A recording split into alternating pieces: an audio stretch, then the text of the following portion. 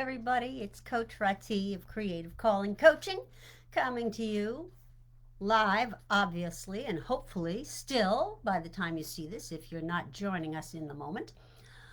Bringing you another COVID coping live stream. In these live streams, what I try to do is inspire, uh, address common problems that come up in my practice, and basically give you food for thought if you find yourself getting stuck in problems rather than looking for solutions. And to that end, the theme of today's show is it's not where you start, it's where you finish. Beautiful song. I just saw a friend do a cabaret. She sang it. Barbara Cook made it famous. I'm going to drop that YouTube link in the chat afterwards. Anyway, it's not where you start, it's where you finish. And so I thought I could get at that a little bit by talking about some of my triumphant former clients.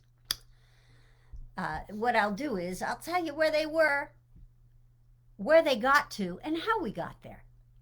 Real brief, nutshell type situations.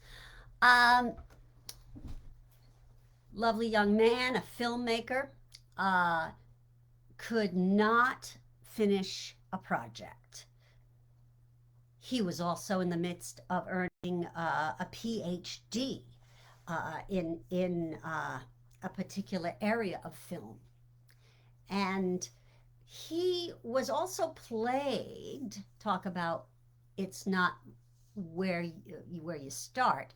He had to constantly struggle with a lot of gaslighting growing up as a kid in a very narcissistic parents, narcissistic siblings.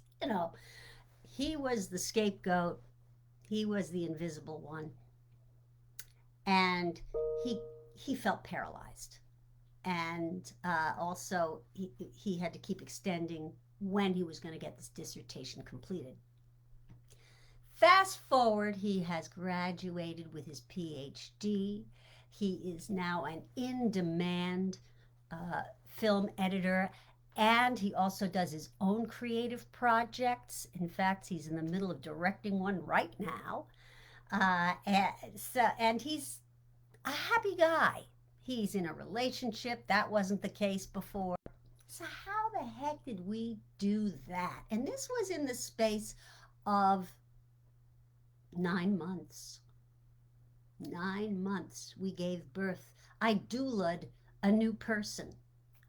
So how did that happen? How did that happen? Well, first, there is a sorting process that goes on. He had to figure out what mattered to him versus what he thought should matter to him. Okay. Being famous is lovely as a byproduct, doing what you love. But what it can do for artists is it can cause them to create work that they think people want rather than explore their unique vision and tell the truth. So we had to get to the center of what his truth was, ergo, find his voice.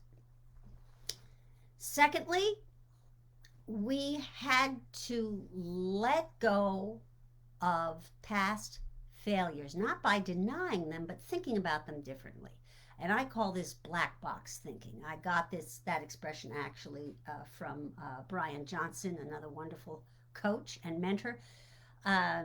When you look at a situation that happened with some distance and separation, just like when a plane goes down, you get the black box and you see what happened.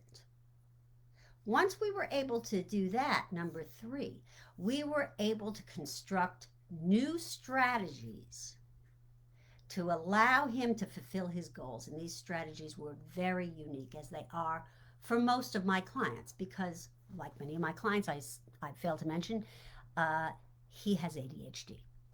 So we had to figure out what was going to work for him. And in order to get at that, through the process of those three elements, we have to constantly work on the self-talk.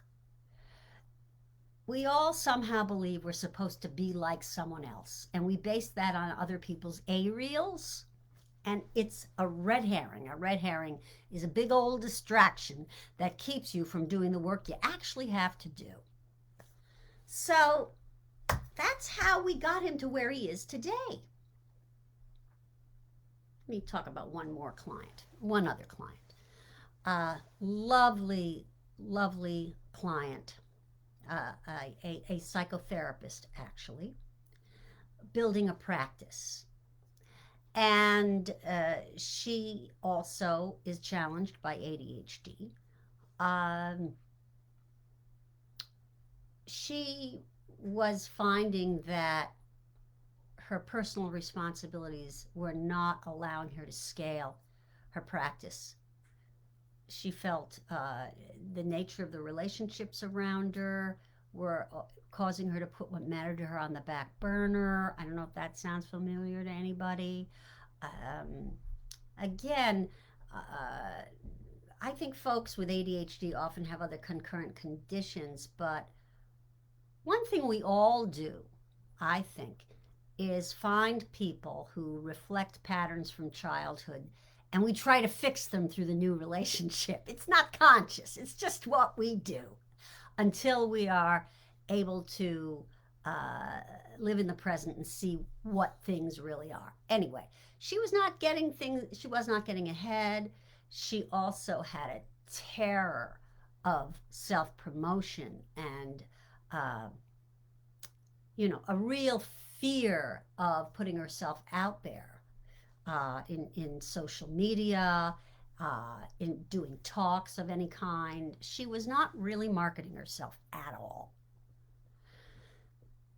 Fast forward, she has a very robust practice. As a matter of fact, she's no longer taking private clients at this time. She can't. She's up leveling to what in my business we call top line income. Her baseline income has long been covered, but now she wants to do fun stuff like write books and do groups and events and things. And the events, of course, were not even a possibility. Now she's leading groups.